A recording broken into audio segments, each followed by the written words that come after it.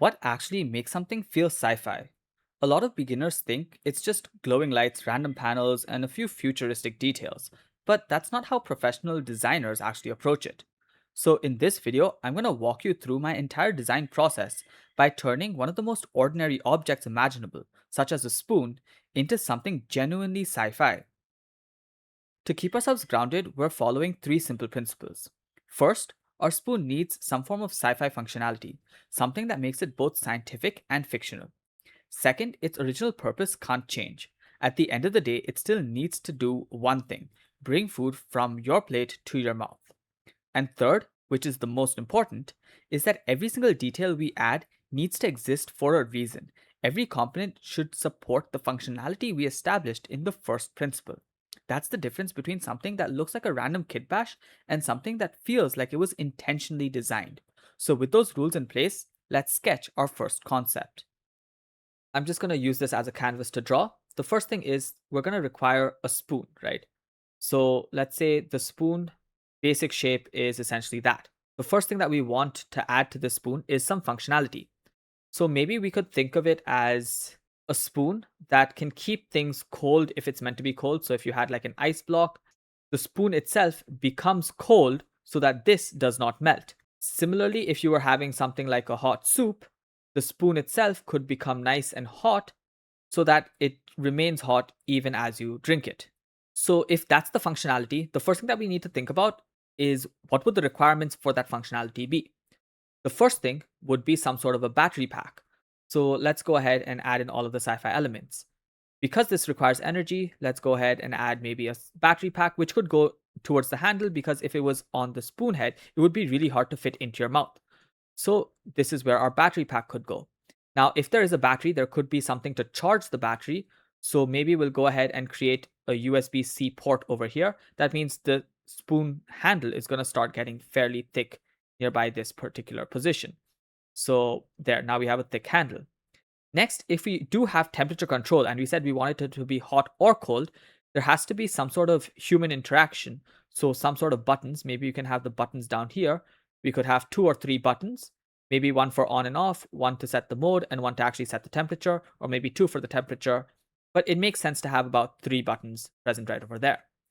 Now, if we have three buttons, we need to also be able to see what mode we're on, or maybe the temperature. So we could have maybe a nice little sci-fi display right over there to display some sort of information, whether it's the temperature or the mode that's being set. And in fact, just to make it feel extra sci-fi, we could have some neon lights that indicates whether it's on or off, or maybe some cooler lights just like that to display the battery percentage or the temperature. So that's what these lights could be used for functionally.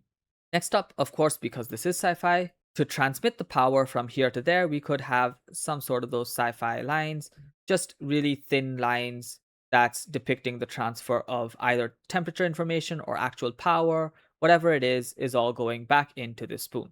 So I think that gives me a basic idea of what I want my spoon to be.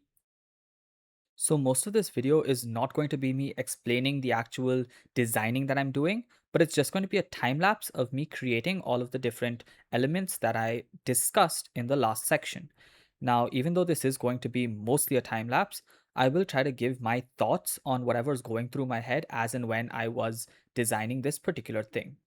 So right now we already have what I would consider as the basic form of the spoon. It's just a good starting reference point.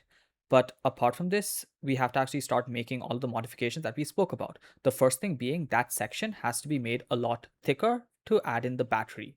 So we can go ahead and just model that. I'm going to use a basic solidify modifier, and I'm generally trying to use subdivision surface modeling. And just with a few basic changes, I officially get what I would consider the good starting point for actually making this particular spoon. So we have a fatter area that's not too fat so that you can still hold it and you can probably fit in your whatever electronics and batteries that you require. So this is a good starting point. Now, the next thing is we have to add in all of the accessories that we were talking about, which includes all of the sockets for the charging, the display, as well as all of those lines that we wanted to add in, whether it's display lines or just some sort of LEDs, just to make it look a little bit more neon. We'll think about the functionality as and when we get to that particular section. So for now, I'm going to go ahead and just add in the two buttons that we discussed. And here I decided that two buttons at the front would be sufficient for controlling the temperature and the mode.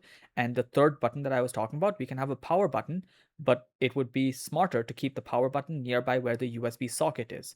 So that we're going to model later on. For now, we just go ahead and add in two buttons as well as the display. So we have our display as well as the USB charging port and of course the two buttons. Apart from that, I also went ahead and got ourselves the little slit where we're going to go ahead and put in the lights later on, which can indicate maybe the flow of power, whether it's going from the battery to the spoon or vice versa, so on and so forth. So we have our buttons in front, we have the display on top, we also have the slit where we're going to have some sort of lights going through to make this even more sci-fi. And of course, finally, we have at the back our charging socket as well as an on off button. So that seems like all of the actual modeling aspects are done. And the next thing that we have to do is come up with the actual texture. So I think the ideology that I'm going to be following is mainly getting the spoon to be some sort of a metallic shader. I will think of anisotropy and having things to make it look more like a spoon rather than just shifting up the metallic value. But we need to think about ergonomics. So since this shape is already slightly weird, to compensate, we'll probably have some sort of a nice material that'll act soft with a nice grip for this handle part of the spoon, and maybe to add in all of the sci-fi greebles and stuff, we'll have something on top that's also metallic. Maybe the same metallicness of the spoon can come up right until here. The buttons have to have some sort of tactile feel to it, and this little display will also have to show some sort of a display as such. So this is probably going to be some glass material with an emission plane underneath it. So let's go ahead and actually do the materials now. So the one thing that I noticed as soon as I started actually creating the shading is that we had bad topology, obviously because we used a UV sphere that has a pole. And those really don't work well when you use subdivision surface modifiers, which is the same thing that happens when you try using a subdivision surface modifier on a cylinder. So we had to go ahead and first figure out how to fix that. And then once we found a good enough workaround, we went ahead and created the rest of the materials. Most of the materials are using some sort of bump maps to change the normals to give whatever texture we wanted. So for the handle, we wanted a slightly bumpy feel to make it look like it is more ergonomic to hold nicely and get a good grip. We used a basic Voronoi texture for that. Even for the lights, we used a wave texture so that we could actually get the lights to keep moving as and when the animation plays out. That could show maybe the flow of energy from the battery to the spoon, meaning that it's probably heating up the spoon or something like that. Apart from that, we also went ahead and gave the button a little bit more of a button feel. For the actual display, we went ahead and just created a basic glass material. This works much better in cycles than in Eevee. And for the text, apart from just using a sci-fi font, we went ahead and actually used a wave texture to change that up as well so that it looks even more digital. For the handle, we did want to make those circuit lines, and I thought I'll try and use curves for it, but it didn't really look as good as I wanted it. So I went ahead and just used a basic Voronoi texture to create some sort of a texture, because every spoon does have some texture or the other that just helps with the grip and gives it a better feel when you're holding it. And this is the most sci-fi texture that would work for that particular scenario. And that was actually all there was to the actual materials. And the next thing was setting up the lighting and things like that. I didn't go too far into the lighting, but it's important to know that when you are setting up your lighting, realism comes from the knowledge of what things would work in a real world. For example, you'd have lights in the top area, and it wouldn't make sense to actually have a light coming in from the bottom. However, most of this particular object has been made with materials that use the bump texture. So they actually play around with the normals. But in order to actually see the texture, you require good lighting.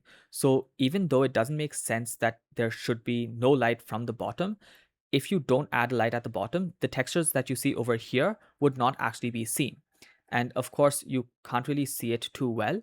So if we try to magnify it a little bit, then maybe you'll be able to see it a little bit better. But we do have this texture, and that texture is visible only because of the lighting that we have.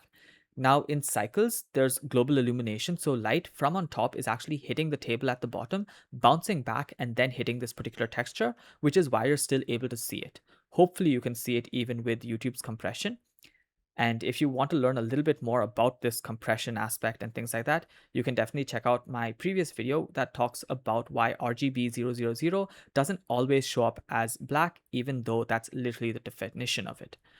However, once you are able to create a lighting that you're satisfied with, you can always set up the rest of the requirements, which is the actual animation. However, I won't be spending too much time on that because you can go ahead and just watch my actual time lapse of the animation and cameras being created and animated. Plus, I have a lot of tutorials on my channel that already explains the entire process step by step. I hope this video was actually helpful to all of you that watched, whether you learned about the design process of creating things in a specific niche or just benefited from the time lapse that was shown. If you have any specific queries, feel free to ask them down below and I will definitely make tutorials on them. I plan on creating this as a series where I create different objects in different niches and talk about the art style or thought processes that go in while creating all of them. Until my next video comes out, thank you so much for watching, keep creating, and don't forget to stay creative.